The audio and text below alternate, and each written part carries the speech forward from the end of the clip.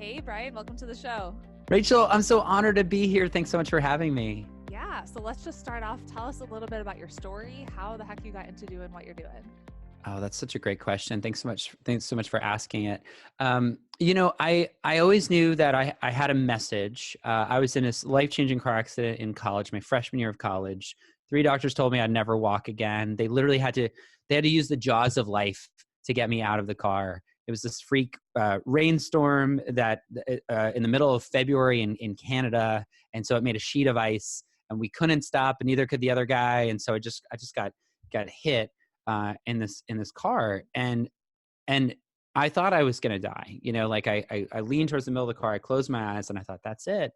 And I'm a person of faith, and so I thought, I'm gonna like open my eyes and like I'll be in heaven or something. Like this is gonna be. I was 18 years old. And I remember when I opened my eyes for the first time, like as if for the first time, right? I remember moving my hands and like just being in awe of like my hands work. Yeah. And like at that moment, it just hit me like, this is a second chance, and these hands, like, what can I do with these hands to serve people? Like, what can I do with these hands? And just realizing, and I think we do that in our teenage years, like there's a moment where we go, wait a second, like it's not actually about me. Yeah. And for me, it took a whole car accident for me to have that realization. And so that's what kind of set me on a journey of becoming a teacher. Okay. So I was in education for 14 years as a classroom teacher and and eventually as a school administrator. I had an amazing opportunity to start a charter school. So from the ground up, it was called the Mentorship Academy. It's still around in Baton Rouge, Louisiana. And I had this opportunity to start this charter school. And unlike all of my other jobs before that, where it came with a job description and a boss, right? And like hours, like expectations, this job was basically, I was getting hired to be an entrepreneur. Like I was hired to start a business. I started a big nonprofit, which would eventually serve 530 kids. We've graduated thousands of kids now, years later.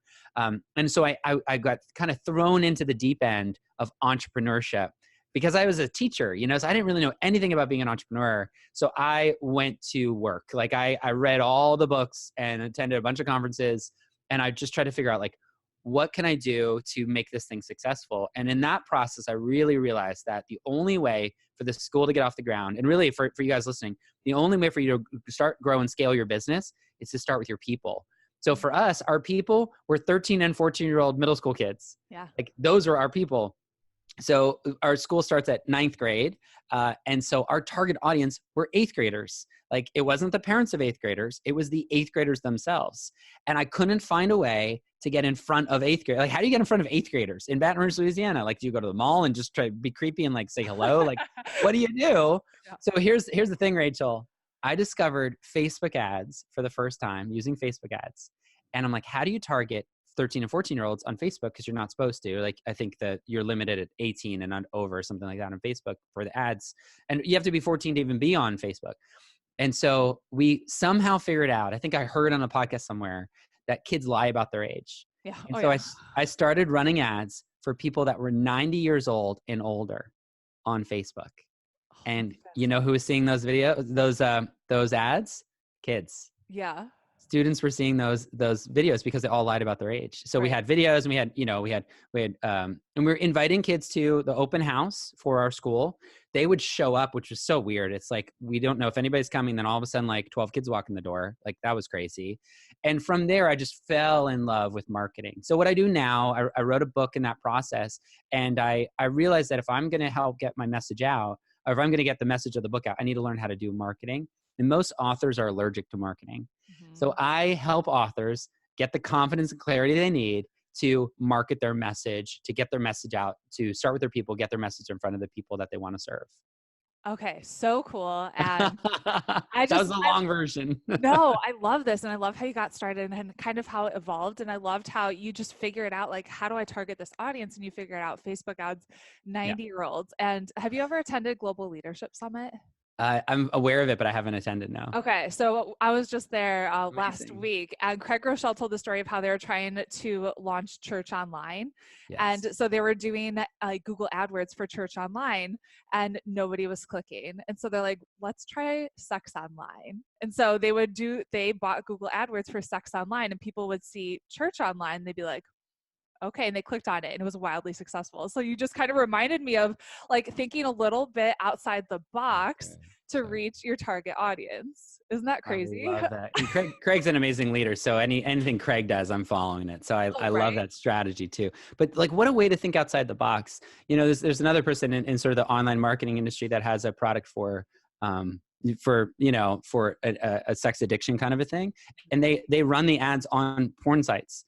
Like, and it's sort of like, has it happened again? Have you messed up again? It's like going to where your target audience is. And I know that's like kind of controversial, but like, think about it. Like, the people that you want to serve are all hanging out somewhere. Right. And where a lot of entrepreneurs get stuck is they don't know how to find the right people. Yeah. And I'd say, like, where do they go hang out? What are they interested in? And then make sure you go where the fish are. You know, like I'm recording this in a hotel room, as you guys can probably tell, at Podcast Movement, because I want to be on podcasts, you know, and I want to meet other podcasters.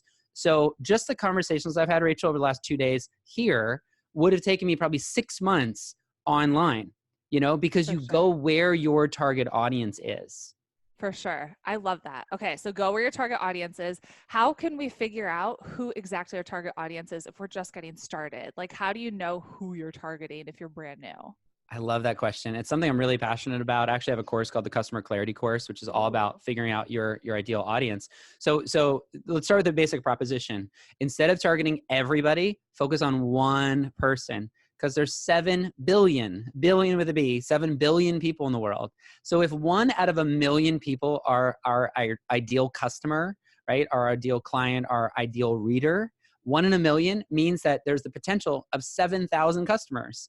And Kevin Kelly wrote like 20 years ago an article called 1,000 True Fans. All we really need to have a multi-6-figure business are 1,000 people to do business with us. So then if you figure out you're 1 in 1,000,000, like who's the 1 in 1,000,000 person that you really want to work with, there's 7,000 of them. You can engage them in multiple ways, which we can talk about. And then you only need to get 1 out of 7 of them. So it's not 1 out of, billions of people. It's just 1 out of 7 is the way that I kind of look at it. So it's a reframe of how do we engage our target audience? What I'd say in terms of like defining our target audience or our target client is you 3 years ago.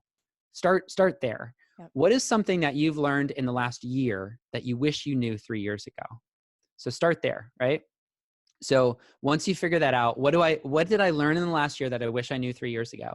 Now, go to yourself 3 years ago, right? So your age, your demographics, your local area, your industry. Who were you 3 years ago that didn't know this thing that you just figured out? And go help them skip the line. Go help them not spend 3 years figuring it out. Help them spend, an hour figuring out through your webinar, your online course, or your blog, or your Instagram. And once you help people, they're going to keep wanting to work with you.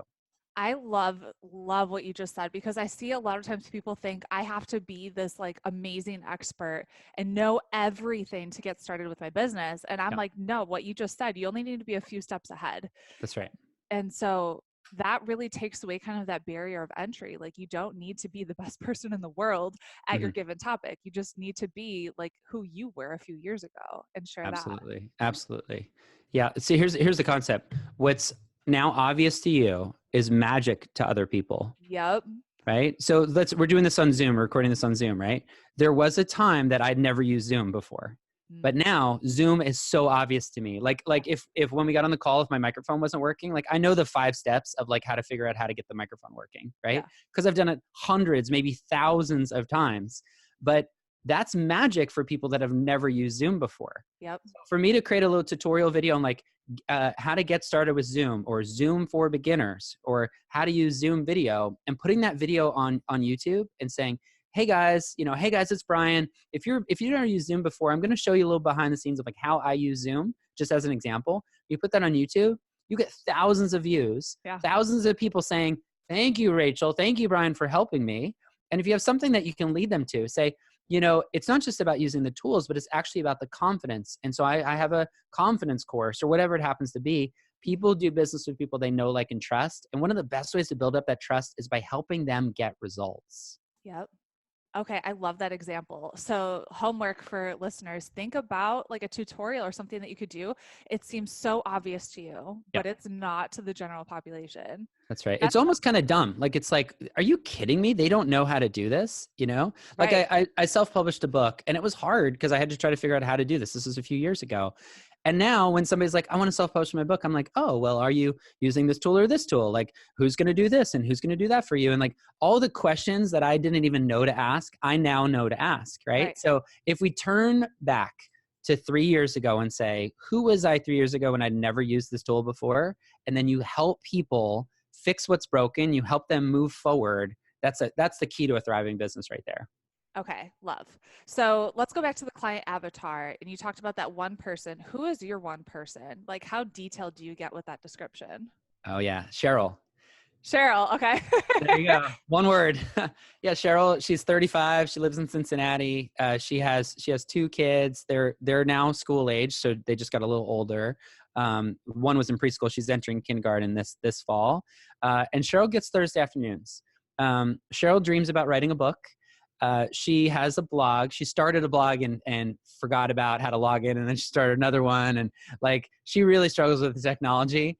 And she has a message that she wants to share. She went through some really tough life things, which I can get into the details, but I know what they are. Like, she went through some kind of embarrassing life decisions before she got married, and she has some guilt about that. And she wants to help other people that are facing that as well. So she's got this dream of a book inside of her, but she doesn't know how to get it out. She doesn't know how to clarify her audience. She doesn't know how to really craft her message. And she definitely doesn't know what to sell, like her product. She has no idea. Do I do a book? Do I do a course? Do I do a webinar? She doesn't even really know how to do a webinar. But she has Thursday afternoons. Every Thursday, her husband, Greg, takes the kids, and Cheryl gets to spend the whole afternoon at her favorite coffee shop downtown Cincinnati. She takes her laptop there. She orders her latte. She splurges a little bit, and she gets a tiramisu dessert in the middle of the afternoon.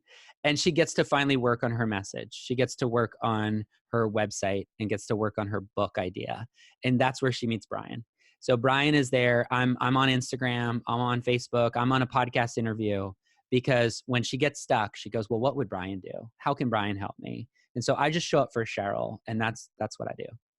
Oh, okay. That is so detailed and so powerful. And I think for anyone listening, like, you need to make sure you go back and do this exercise of who is your person, what's their name, Yeah. and so detailed of where they go, what they drink, like, what are they thinking? What are they really struggling with? What's their dreams, their desires, their goals?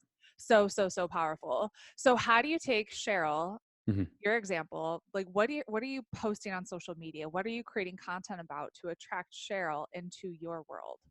That's so good. You know, I think it's changing. It always changes because people change, right? And so I really look to Cheryl. Now, Cheryl is, just for you guys that are like, how did he do that? Like, Cheryl is basically three people put together, right? So I don't want to say their names because then they'll be like, I knew I was one of your people. But there's three people. I almost say their names when I talk about this exercise, but there's three people. I know who they are. They're members of our writing community called Hope Writers. So it's one of the things I do is I co-run this membership site called Hope Writers. So I kind of cyberstalk them a little bit. Like, whenever they post, you can prioritize people in your newsfeed. And so whenever they post, I go, oh, that's what they're asking right now. And so I know that one of my Cheryls, if you will, her kid just went from preschool to kindergarten. So I know that she's now going to have more time this year during the week than she had last year, because it was a part-time program. Now it's a full-time program, like things like that. So the avatar keeps changing. And the question that I ask Rachel is, what does Cheryl need from me today? So just as a really specific example, my neighbor Daniel, who I've talked to probably 30 times, he just moved in a few months ago. Two little kids. One of his oldest, Benjamin, is the same age as my daughter. We've gotten to know him a little bit. He had a heart attack last Wednesday, so a week ago yesterday, and he just died on Tuesday. Like, real stuff. Like, this is real stuff, right? Because what we do is, this isn't fake business. This is real, right? People matter. And this is there's no two lives. There's no online life and offline life. Like, we have one life. And so I've struggled with that. You know, I'm at a conference, I'm thinking about Daniel, I'm thinking about his kids. Like I didn't know him well enough to like fly back, but like, you know what I mean? Like, what do I do and how do I deal with this? And then I thought yesterday, I'm like, well, what does Cheryl need? Hmm. And I thought, Cheryl has people that have died in her life. You know, Cheryl needs to be reminded about the value of life, about the brevity of life. And what she really needs is she needs to know that if she doesn't take action today, she might regret it tomorrow. And Hmm. so I posted a tribute post to Daniel on my Facebook profile. And then I also kind of couple lessons, couple things I'm thinking about. And the Cheryls in my world read that post, put the tears emoji, commented how they really needed to hear it today. And you might say that sounds manipulative. It's not, right? It's coming from the heart. Hmm.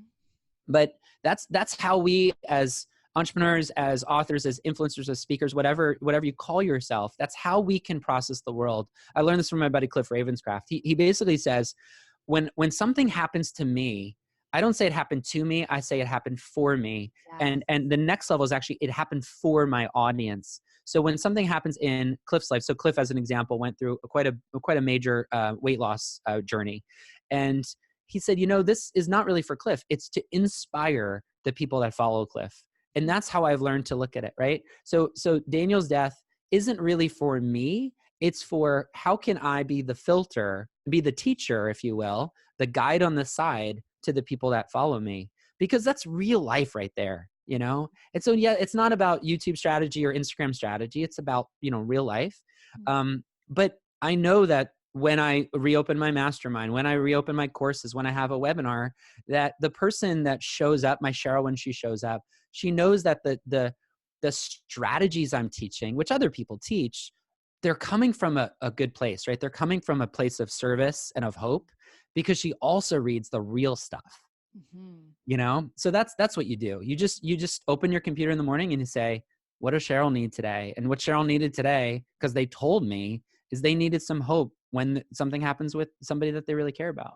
Hmm. I think that's really powerful. And it's just an easy way of thinking about it. And I love that you said you got to share like everything, like real life, not Yeah. just the highlights or just like the Yeah. business tips or, you know, like whatever it is. You have to Yes. actually be open and share the struggles or Hmm. the lessons that you've gone through. And I know that's when my people have connected with me the most. So back when, goodness, when we were on food stamps, when I was pregnant with my son, Wow. that was a hard time, you know? And I remember the first time I actually shared about it and how we were working our way out of that. And that was scary, you know, Hmm. like to actually be that vulnerable. But I had so many people reach out to me and say, your story gave me hope and you're helping me by sharing this. And so I think we need to be open. We need to be vulnerable. We need to be real. Like people are just craving Yes. authenticity in this Yes. like online world that we live in now. Absolutely. You know, I think there's been a backlash. Depends on when you guys are watching or listening to this, but you know, it's 2019, and I think there's been a backlash against over filters, like over Mhm. filtering our lives and our content. You know, and I've heard preachers talk about it. You mentioned Craig. I think Craig has talked about it from the stage before. Like, you know, Instagram is sort of like the highlight reel of Mhm. people's lives, and I actually think it's starting to not be that way. Like the people that are still connecting, it's not the highlight reel anymore. It's the behind the scenes, Yeah, you know. And the concept is like, don't compare your behind the scenes to somebody's front of stage, you know. Like we do that, especially as we're trying to grow our business. We look at other people that are 5 or 10 years ahead, and we like my guy right now. Okay, so check this out. So Pat Flynn, I went to his I book got launch, that book. I started reading it right? yesterday. So I went to his book launch party thing here like 2 days ago at Podcast Movement. And my book, like, I've got a book coming out. Pat has a book that just came out. It's really easy for me to go, oh, but Pat had 200 people at his book launch party. You know, Pat has such an engaged audience. Like for me to look at him and go, why do I even try? Mhm. Because look at what Pat's doing. Like, I got to tell you guys, everybody feels that way. Because here's the thing, Rachel, from the stage, okay, Pat's an awesome dude, right? Super authentic, great guy. From the stage, he talks about the 3 or 4 people that he looks at that he feels that way about. Yeah, You know, like it never goes away. We're always going to look at people further down the road, further in business than us, and go, oh, I should just give up because I'll never be a so-and-so. Like I'll never be at that level. But for the sure. truth is, people are not like my people don't even know who Pat Flynn is. Yeah. You know, my people need Brian Dixon to show up, Yep. you know, and your people need you to show up, and you can help them get results and move forward in their life. And you're the one that they're looking to, and they need you to be authentic and vulnerable because they want to know that you don't have it all together, Yeah. right? They want to trust you. And the way that that you can build up that trust is by being real. Like, hey, this is a hard conversation I recently had with my daughter, or, hey, this is something that I've been really struggling with. And when you share that, it just opens up, it opens up an opportunity for connection. And that's really what it's all about, right? It's the internet. What's so amazing about the age we live in is that the internet is an amazing opportunity for connection with real people. It's not about growth. It's not about scaling. It's about connection, like we're doing right now over video. It's incredible, right? We might as well be in the same room. Yeah. Like, We're close. We're like 30 minutes away from each other right now. that's really funny. But just my encouragement to you guys that feel like I'm never going to make it and I don't know how to even take the next step is just start with your people. Like, start with the people that are already in your lives and just ask, like, how can I show up? You know, he's pretty controversial, but one of the things that Jordan Peterson says that I actually really love is he says, be the most reliable person at your father's funeral. I mean, that's like hard, you know, that's the hard stuff right there. Like, what if you were the most reliable person for your reader, right? Like, you're not posting these perfect pictures on Instagram. You're like posting like what it's really like, hey guys, I can't wait to have you on my webinar tonight, but I just want you to know, like, I was so frustrated in getting these slides together. It took me 6.5 hours to put these slides together. And so I just want you to know, like, I'm going to show up and over deliver because I care about you guys and I want you guys to really get value. So come join me on the webinar. We'll figure this thing out together. Like, Rachel, wouldn't you rather have that message than like some cheesy, polished marketing message where you just feel like I can't even compete with that person. Like, that person can't even relate to me because they have it all together. For sure. So we actually just did a challenge a few weeks ago. And during that challenge, I showed people like my nice, pretty background. And then I actually turned the camera around and showed them, because we're in the middle of moving. And I showed them like the piles of just mess that was everywhere. And I'm like, so most of you guys probably see like that. Most of you guys probably see that highlight reel, right? And I'm going to show you the hot mess that's actually going on, because this is real life. Like, we were just on vacation for 2 weeks. I'm in my first trimester of pregnancy. I'm going to take a nap after this, like, for sure. And we're in the middle of moving. There's like no perfect time to do anything in your life, in your business. You just got to freaking do it. Take messy action. It's never going to be perfect. Love it. You just got to do it and move, because that's how you're actually going to see progress. So good. So good. So, messy progress. Did you say or how you're going to see progress, or did you say messy progress? Messy action to actually see progress. Oh, I love that. Messy action. Sometimes the progress is messy too. Oh, always. Right? It's like, here's the thing, like, at the end of your day, like not like the end of your life, but like at the end of the day, like at the end of yesterday, I could look back on the day and say, these are things in the win column. These are things that went well. And here's are things in the loss column. Like, these are things that didn't go well. And like, the truth is, every single day, there's both, you know? There's always like, these are things I figured out, or these are actions I took that actually worked. And then these are things that I tried that didn't go well at all, or these are things that I didn't get to. And here's the thing, Rachel, like, you always get to choose your perspective, right? You might not choose the people in your life, but you can choose how you treat them. You might not choose the people that are in your email list, but you can choose how you serve them. Yep. You know, we can always choose our perspective on our days. Amazing. So you actually held up 2 books on video. I want to go back to that, because on the podcast, we probably didn't hear that. So what are those 2 books that you held up? Sure. Pat Flynn Superfans. Yeah, Pat Flynn has a new book called Superfans, which is amazing, right? The easy way to stand out, grow your tribe, and build a successful business. Pat's a real guy, really authentic. Love him. It's going to be a great book. Can't wait to dive into it. And then the other book I'm holding is called Start With Your People. It's my brand new book. Ooh. Start With Your People, the daily decision that changes everything. See, people ask me all the time, like, how do I make more profit? You know, how do I grow my business? My answer is start with your people. You guys have already kind of heard that message, right? I start with Cheryl. Like, you've got to start with the people already in your life. There's so many people that are trying to grow their business online, and they think it's a myth, right? The myth is, I got to go get new people. I got to go grow my business. I got to scale my thing. I got to get more email subscribers. But the answer actually is, start with the 10 people already on your email list. And actually, if you want to get real, start with your spouse across the table from you, right? Start with the kids that are annoying you as you're getting ready for your webinar, like start with them, because the way that we show up for one person is the way we show up for everybody, Yep. right? The way we show up for the people in our lives is also the way we show up for our customers and clients, because we're one person. I believe in that sort of like we're all holistic people, right? And it's just all integrated. We're finally coming to realize this in our society, that like our health affects our business, right? And our fitness affects our attitude, like all these things. And in the same way, the way we treat people that are in our lives right now, like that person you can't get along with, the way we treat that person is also the way we treat our ideal customer. So let's figure out a way to serve and treat people well. And then the profit comes after we start with people. Oh, that's so good. I'm excited to read that. So amazing. Can't wait. Yes. Okay. So tell us about the conferences that you attended when you were first starting your business. Like, what are the ones that you really recommend that people either go to, or things that you recommend they invest in?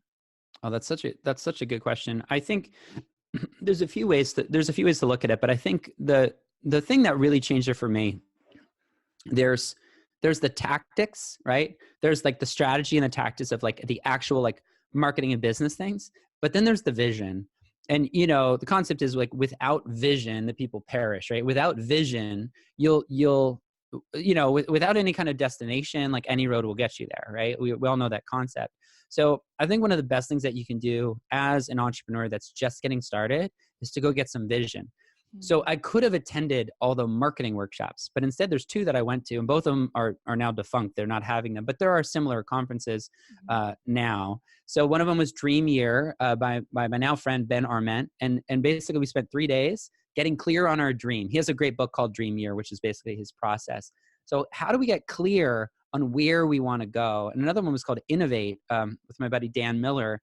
And same thing, like how can we create an innovative career? So the one I'd probably recommend right now is Cliff Ravenscraft. I mentioned him before. He has one called the Free the Dream Conference. I'm actually thinking about starting my own conference called the Impossible Conference, How to Do Your Impossible. Cool. Because, that's kind of the part of my journey as well with the accident. And now I run pretty frequently.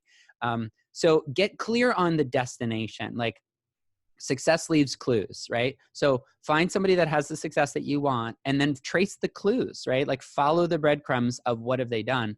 So a lot of the conferences that I go to now are the breadcrumb conferences, right? Yeah. They're the scale your podcast, learn your landing pages, like implement this online program, this online system, this membership site philosophy. Like those are the conferences I go to and speak at now. But when I started, and I didn't realize I was doing this intentionally, it was accidental, but it's what I recommend because it worked for me, is start with vision. Yeah. So get clear on the vision. So for example, for you listening or watching right now, it might be more of like a church conference, it might be something in the faith-based space, or maybe it's something in the career coaching space. But if you get clear on the vision, in 5 years from now, I want to be a full-time author, right? In 5 years from now, I want to have my home paid off, and I want to have 10 people on my team. Like, be clear about where you want to go. And then as you look at, okay, if I know where I'm going, what are the steps to get there? Then it's a matter of just like, what's the next right step? Well, the next right step is I got to learn how to podcast. Then you go to the podcast conference. But I'd say start with like the vision thing first. Oh, that's so wise. So wise. Love that. So we mentioned a few books already, but I wanted to ask you, what's the best book that you've read that has really just like stuck with you? Oh, that's so good. Do you know Enneagram stuff? Have we talked about that? Do you know what that is? I know what it is. Yeah. I've learned like gems and color code and all those things. Enneagram seems a little bit complicated for me. Yeah, right. When I first heard about it, I actually did a course with a client maybe 5 or 6 years ago, and she talked about Enneagram, and I skipped over that chapter. Like I was like the module, I was like, that doesn't, I don't know. Now it's like really popular. Yeah. Essentially, the Enneagram is like there's 9 shades of glasses. And everybody's wearing a shade of glasses. And some people see the world as a 1, and some people see the world as a 9. And the way that they hear things and the way that they perceive the world is different based on their number. So my number is a 3. I'm an achiever or a performer. Like I measure my value based on how well I did, especially when it comes to like money or results. Yep. Right. And so for me, the book that I'd recommend is one that really helped me understand that there's nothing I can do to change other people. because that happened to be my issue. Cause I was like shoulding on people, like they should do this, right? Yeah. They should do this and they should do this. And what I found as I was spending so much time trying to worry about other people's lives and the truth is, they're happy where they are, right? Marie Forleo says, like, you just believe that everybody's doing the best they can with what they have. Like they're just living the way they think is best. And that's, and I can't go shut on them and be like, but they should doing this. Now, what I can do is I can offer the opportunity for people to move deeper with me. And some people will say yes, and some people will say no, but some people will still say yes, right? So the book, to get the answer to your question, the book that opened my eyes to loving what is and really just acknowledging reality for what it is a book by Byron Katie called Loving What Is. And more relationship book than a marketing book. But what she teaches in there is a 4-step process of taking any of our beliefs about people. So for example, when we say, oh, that client should pay the deposit, or that client should have done this thing, right? Should have communicated with me. And I think we all go through that, where we have a client that's like, doesn't do what we wanted them to do. What Byron says in the book is, she has this 4-step process. Is that true? It's the first question. How amazing is that, right? So that client should have let me know that that they were going to let me go, or that client should let me know that this was going to happen. Well, is that true? First question. Second question, how do you know that's true?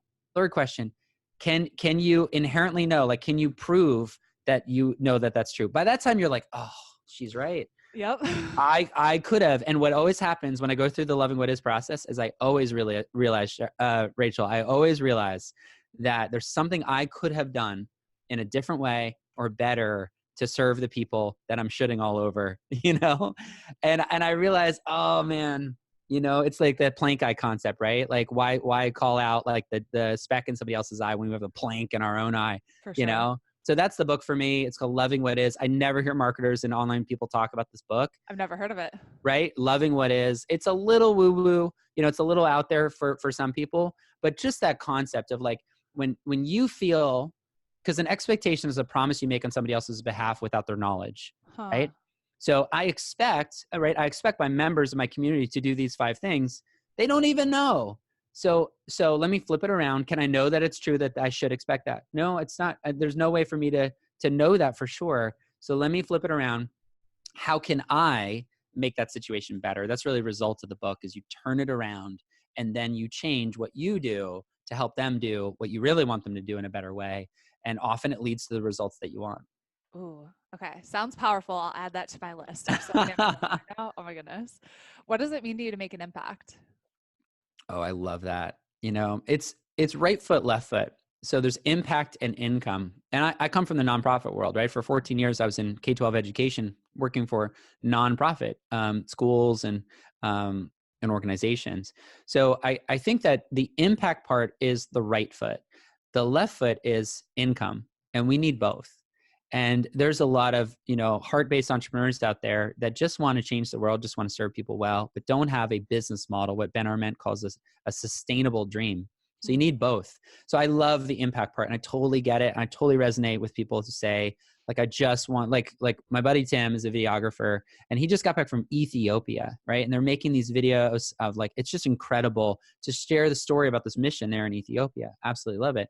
That's impact. So I don't think I ever have to teach impact. People inherently get impact, right? We know we want to make a difference for the world and a difference for people. The part where people really struggle is, how do I do that in a way that I actually get paid? Like, how do I do it so I can keep feeding my family and I don't have to sacrifice my family for the mission of the organization? And I think, and I grew up in the church, but I think it's true in nonprofits, and I think it's true in education and other areas as well. When you're more of a heart-based entrepreneur, it's really hard to figure out, how do I, like, how much did I get paid? Like, is 60,000 too much? Is 100,000 too much? Like, could I ever be a millionaire and run a nonprofit? That feels weird. Like, let's talk about that. So when I think about impact, I think that's the reason why you're here. The income is what helps to sustain that long-term impact. Awesome. What's next for you? I just want to keep doing what I'm doing. You know, want to keep serving Cheryl. We're focused on the book and helping to get the book out in a big way. And just helping. I think the long-term vision is to help leaders and to help organizations like churches and schools and companies and even, you know, solo entrepreneurs. If they really know what it means to start with your people, I think that's going to be the long-term impact. You know, when we really show up for our people, it changes who we are, and it changes the way of the world, right? It changes how we all show up. It's that ripple effect that we all know we want. We just don't know where to start.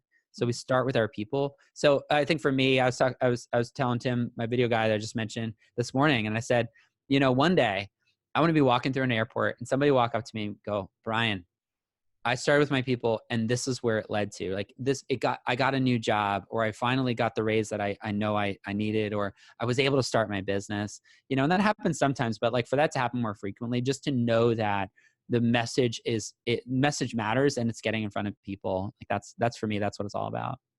Love it. Where can we connect with you? Yeah, the easiest place is my website, briandixon.com, BrianDixon.com. I have a 30-second clarity quiz on there because I believe that there's 4 areas where you might be stuck. So let's figure out where you're stuck. And then I have a little video training to help you get unstuck.